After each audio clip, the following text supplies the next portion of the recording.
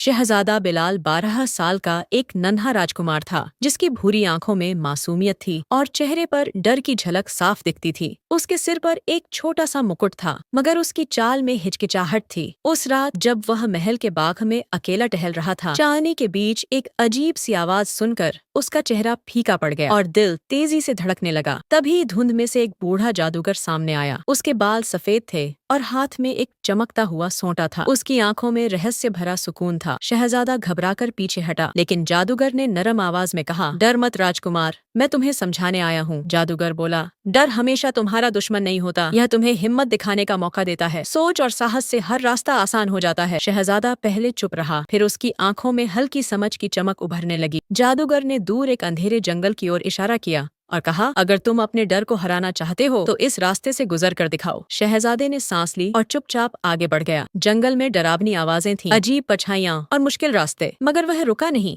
धीरे धीरे उसने हर डर का सामना किया और आखिर में उजाले तक पहुंच गया। जब वह लौट कर आया तो उसकी आंखों में आत्मविश्वास था। जादूगर मुस्कुराया और बोला, अब तुम सच में एक राजकुमार हो जो अपने डर को पहचानता और उस पर जीत पाता है।